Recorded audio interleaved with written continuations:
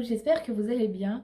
Aujourd'hui, on se retrouve pour une story time qui sera une story time de mon accouchement.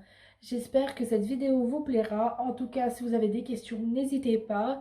Et on se retrouve pour la suite de la vidéo. Tout a commencé le 15 novembre 2019. L'après-midi, j'avais donc rendez-vous avec ma sage-femme pour faire mon écho du troisième trimestre et enlever mon PCR. Le PCR est un cerclage que l'on met pour maintenir le col, car pour certaines personnes qui ne le savent pas encore, j'ai été alitée pendant ma grossesse, car mon fils avait la tête en bas et appuyait fortement sur mon col. Et plus mon fils appuyait sur mon col, et plus j'avais un risque d'accouchement prématuré. À partir de là, en fait, ma maternité a décidé de me changer de maternité et de me faire accoucher à 1 heure de chez moi. Pour en fait que si mon fils arrive avant, en fait, qu'il y ait le matériel approprié pour ses besoins à lui. Donc je vais à ce fameux rendez-vous. Donc elle m'enlève mon PCR et elle m'examine. En m'examinant, elle me dit que j'étais ouverte à 2 doigts, ce qui est pas mal. Mais que d'être ouverte à 2 doigts, ça faisait pas le fait que ils allaient pouvoir me garder. Du coup, elle m'a dit de rentrer à la maison et de faire comme je faisais d'habitude. De toute façon, j'étais à 37 semaines, mon fils n'était pas prématuré, donc je pouvais marcher, je pouvais rebouger et reprendre ma vie normale.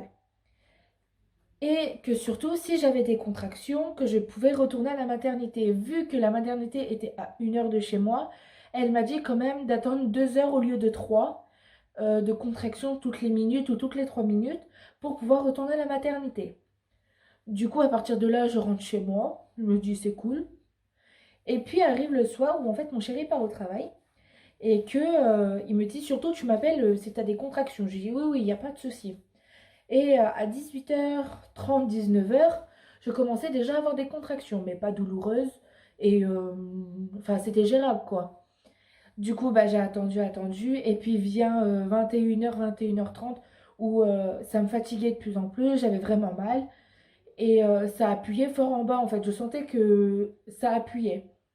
Donc j'appelle le boulot de mon chéri pour leur demander s'il avait possibilité pour lui de revenir, parce que j'avais des contractions et que vu que la maternité était à 1 heure et qu'en plus je n'avais pas de voiture et que j'avais peur que ce soit les pompiers qui m'emmènent, parce que j'avais peur que d'accoucher dans le camion de pompiers en fait, que j'ai appelé la marraine de mon fils qui m'emmenait à la maternité. Donc la marraine de mon fils elle arrive, mon chéri il arrive, et go, let's go, la maternité. J'arrive à la maternité où là on m'installe dans une salle de consultation en fait, et qu'on me pose un monitoring pendant 1 heure. Donc, et je leur ai, en fait, à l'accueil, j'ai expliqué que comme quoi je perdais du liquide, mais que je savais pas si c'était du pipi ou autre, mais que c'était transparent. Du coup, ils ont fait un test. Et après 7 heures de monitoring, on vient me voir en me disant qu'on me garde, car je suis toujours à 2 doigts, mais que je fissurais la poche des os. Du coup, à partir de là, tout s'embrouille dans ma tête. Je me dis, ça y est, il arrive, je sais pas. Et du coup, on m'installe en salle de naissance en fait. Et là, vers 4 heures, je crois, un truc comme ça, 4 5 heures, on vient me voir pour me poser la péridurale. Alors, la péridurale, comment vous dire Euh, Je crois que c'était la pire chose de ma vie en vrai. J'avais tellement la trouille et en fait, l'anesthésiste qui m'a posé la péridurale, comment dire, il m'a piqué 7 fois. Parce qu'il n'arrivait pas à, je sais pas comment vous expliquer en fait, à viser dans le bas de mon dos en fait. Donc il a fallu bien 1 heure pour qu'il me pose la péridurale. Donc moi en plus qui était stressée parce que c'était mon premier enfant, j'étais pas bien du tout. Du coup une fois la péridurale posée, je me couche dans le lit et on m'a dit que je pouvais me reposer. Alors jusque là tout va bien. Je regarde Netflix sur mon téléphone et puis je me repose un petit peu. Et à 5h30, 6 heures, on vient me voir pour me dire, eh ben écoutez, on va percer la poche des os. Bah, allez-y. Alors moi j'avais peur parce que sur le coup je me suis dit, mais non, mais ça va tout tâcher. Elle me dit, mais non, vous inquiétez pas, c'est pas grave. Du coup, elle me perce la poche des os et elle me dit, bon bah maintenant il n'y a plus que bébé à lui à faire le travail. Donc je dis, d'accord, pas de souci. Et là arrive 10 heures du matin où on me dit, votre bébé il descend pas assez vite. Ouais. Donc, on va vous mettre un produit pour accélérer les contractions. J'ai dit d'accord, il n'y a pas de souci. ils injectent le produit et là, c'est la catastrophe. La péridurale ne marchait plus. Donc, je sentais toutes mes contractions. J'osais pas laisser mon fils descendre dans mon bassin tellement j'avais mal. J'essayais de me retenir comme si j'avais envie de faire pipi en fait. J'essayais de me retenir pour retenir mon fils. Mais le problème, c'est que c'était pas possible. Il fallait bien qu'il sorte.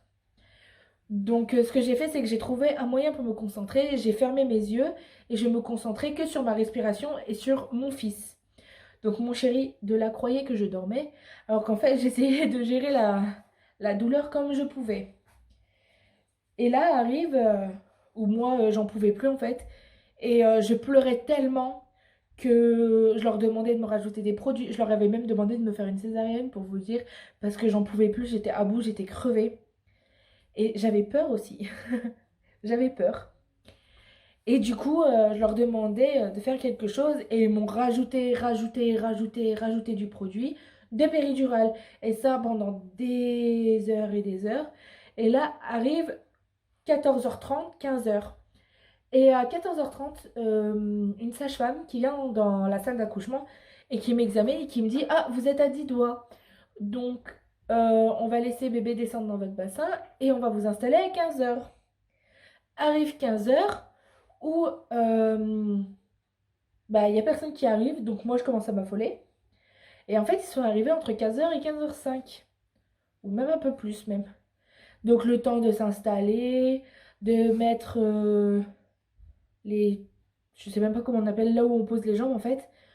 Et qu'on s'installe correctement, il était 15h20. Et du coup, là vient le moment de pousser. Alors moi, je voulais pas ouvrir les yeux parce que dès que j'ouvrais les yeux, j'avais la peur en moi qui venait. Et du coup, j'étais tellement, mais tellement stressée que je ne savais pas en fait pousser, j'arrivais pas en fait. J'étais coincée, je savais pas, je sais pas comment expliquer, mais j'avais tellement peur en fait que je n'osais pas pousser fort. Et au final, j'étais fatiguée et je me suis dit, écoute, on y va, on ferme les yeux, je me concentre comme j'ai fait pour les contractions et on y va. Alors j'ai poussé, je crois, 10 minutes. En 3 contractions, mon fils il est sorti. À 15h29, le 16 novembre 2019, mon fils a vu le jour, pardon. Alors là, jusque-là, alors moi, la première fois que je l'ai vu, en fait, j'avais du mal à réaliser que c'était mon fils. Je sais qu'il venait de mon corps, hein, il n'y avait pas de souci. Mais du coup, je savais pas comment réagir, savoir si je devais pleurer, si je savais pas en fait. Du coup, je suis restée neutre et là, on m'a posé mon fils sur moi. Et à part le regarder, je faisais rien d'autre. Donc on me l'a laissé, je pense, bien 1 heure sur moi en fait, en peau à peau. Et du coup, après, il est parti avec les sages-femmes pour aller le nettoyer un petit peu, lui mettre ses vêtements, le peser, le mesurer et faire le poids à poids avec papa. Alors bébé faisait 47 cm et pesait 2,920 kg. Et à ma première écho, enfin dernière écho, pardon, non, deuxième, pardon. Ouh là, je m'embrouille. On m'avait dit que il allait faire un 3 kg 4, 3,5 kg. Donc j'étais un petit peu perdue. Je me suis dit, ah ouais, ah oui, ok. Et au final, quand j'ai vu qu'il était tout petit, je me suis dit, ah c'est normal, il est tout petit. Elle me dit, oui, oui, il est né avant, il était prévu pour le 15 décembre et il est arrivé le 16 novembre. Donc il est arrivé avant, donc il faisait un petit poids. Du coup, il me le change, il me le ramène dans la chambre. Et là, il me donne le biberon. Donc là, je lui donne à manger, tout va bien. Et là, arrive où en fait, il devait aller lui faire une prise de sang. Et du coup, ils prennent mon fils et son papa et ils partent le temps que moi, en fait, je me change. Du coup, il me change, il m'enlève la péridurale. Et là, tout allait bien. Jusqu'au quand on me ramène en chambre, pardon, je sens un mal de tête. Donc je me suis dit, c'est rien, c'est juste un petit mal de tête, ça va passer. Tiens, penses-tu? On me met en chambre, donc là, il y avait le parrain de mon fils qui m'attendait devant ma chambre, il y avait ma mère, il y avait sa marraine, et il y avait une copine à moi. Donc ma mère qui rentre dans ma chambre et qui commence à se mettre à pleurer. Donc moi du coup sur le coup j'ai craqué parce que c'était la pression qui redescendait. Et je me suis dit, ah oui, il est là en fait. C'est pas un rêve, il est là. Du coup, ils m'ont amené tout ce qu'ils devaient m'amener. Il me manquait des affaires, ils m'ont tout amené. Et du coup, via le médecin qui arrive et qui me demande si ça allait, que je lui dis oui, que j'avais mal à la tête. Donc, cette personne-là me donne un Doliprane. Donc, jusque-là, tout va bien. Et arrive le lendemain où ils me disent de me mettre debout. Et là, c'est le drame. Je me lève, mais le mal de tête qui était pire. Limite, en fait, j'étais couchée, j'avais pas mal à la tête. J'étais debout, j'avais mal au crâne. Et je marchais pas droit. J'étais malade comme un chien. Je devais aller prendre ma douche. Et ben, je gardais pas mes repas. Je vomissais tout ce que je mangeais, en fait. Désolée, c'est pas très diététique. Mais c'est la vérité. Et du coup, je me suis même fait peur parce que j'avais même vomi du sang, en fait. Et je m'étais fait super peur. Et en fait, il s'est avéré que l'anesthésiste qui m'avait fait la péridurale, en fait, ils avaient tellement dosé que j'avais pas supporté la péridurale. Jusque-là, déjà, ça nous fait peur. Et il voulait me refaire la péridurale, mais m'injecter le produit pour ne plus que j'ai mal à la tête. Alors, je n'ai pas voulu. Il était hors de question. Je me suis dit, si c'est pour que ça empire, c'est pas la peine. Donc, du coup, ce qui s'est passé, c'est que ils m'ont donné des cachets, mais j'avais encore mal à la tête. Donc, ils ne voulaient pas me laisser sortir. Donc, ma mère a fait des pieds et des mains pour me laisser sortir, pour qu'ils me laissent sortir de la maternité. Donc, au lieu de sortir de 3 jours après, je suis sortie une semaine après.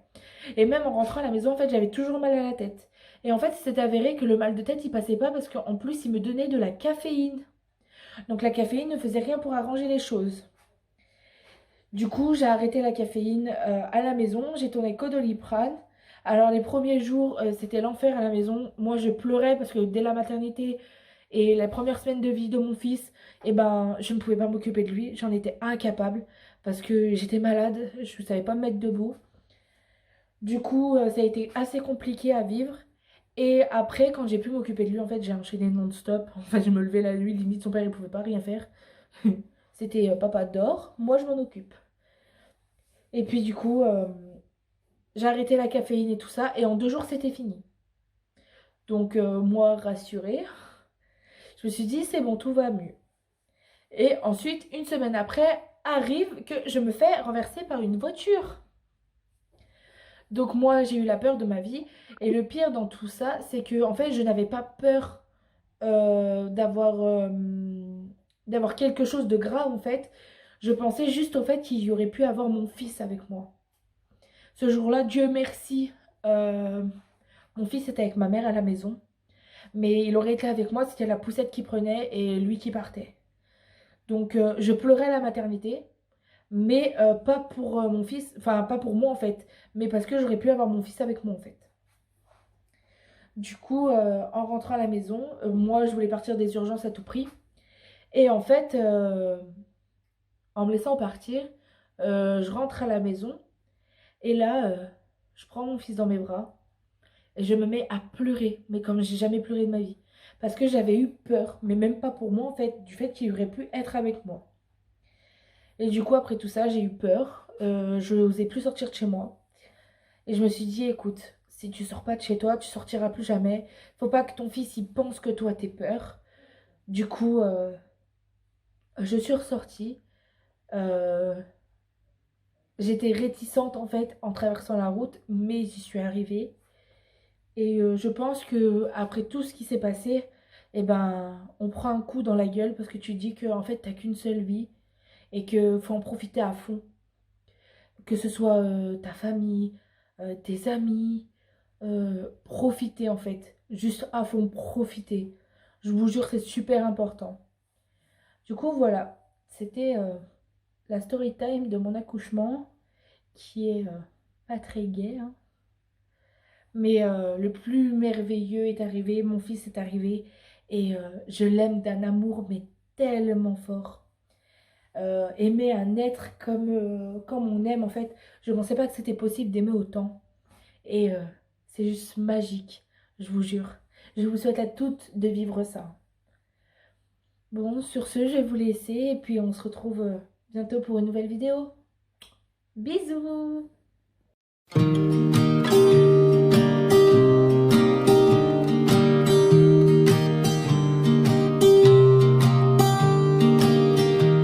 I was never the one to write up a song for just anyone. I